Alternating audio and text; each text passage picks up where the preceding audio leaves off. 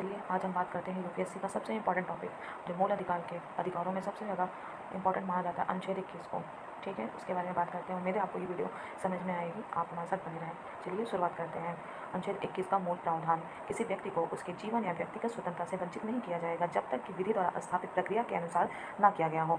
जीवन का अधिकार केवल शारीरिक अस्तित्व तक सीमित नहीं है, गरिमापूर्ण जीवन जीने का अधिकार शामिल है। भोजन, पानी, आवास, स्वास्थ्य, शिक्षा, स्वच्छ पर्यावरण आदि को भी इसमें शामिल किया गया है।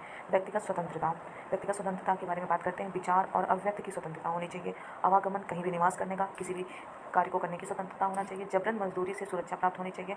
शोषण से मुक्ति होनी चाहिए हर किसी को। चलिए बात करते हैं इस अनुच्छेद के निर्णायक जो है महत्वपूर्ण निर्णायक मुद्दों को आज देखते हैं, जो भी मामले न्यायालय में हुए हैं। नंबर 1 शुरू करते हैं। मेनका गांधी बनाम भारत सरकार 1978।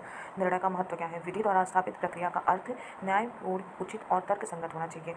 Alva Menon case 1981। जीवन का अर्थ है गरिमामय जीवन। Francis Coralie case 1981। स्वच्छ पर्यावरण और जीवन की गुणवत्ता का अधिकार। Olga Tellis case 1985। आजीविका का अधिकार भी जीवन के अधिकार में शामिल है। Supreme court advocate on record association बनाम भारत सरकार 2016। निजता को मौलिक अधिकार घोषित किया गया है। अनुच्छेद 21 से जुड़े अधिकार को समझते हैं। इसमें सूचना का अधिकार है, शिक्षा का अधिकार है। अनुच्छेद 21A के द्वारा जोड़ा गया है। पर्यावरण संरक्षण होना चाहिए। जेल सुधार पर भी ध्यान दिया गया है। तेज न्याय का अधिकार होना चाहिए। मौत की सजा पर सीमाएं होनी चाहिए। अनुच्छेद 21 की विशेषताएं को समझते हैं। अनुच्छेद 21 केवल नागरिक को नहीं प्राप्त है, ये विदेशियों को भी प्राप्त है और इसे नकारात्मक अधिकार के अंतर्गत रखा जाता है। सरकार इसमें हस्तक्षेप नहीं कर सकती जब तक विधिक आधार ना हो। कोर्ट द्वारा व्याख्या से लगातार विस्तृत होता जा रहा। हमेशा बहुत सारे मुद्दे जो है न्यायालय में आते हैं, उसमें न्यायालय अपने मामलों को सुनाता है, जिसमें उन अनुच्छेद 21 के बारे में काफ़ी विस्तृत रूप से समझाया गया है।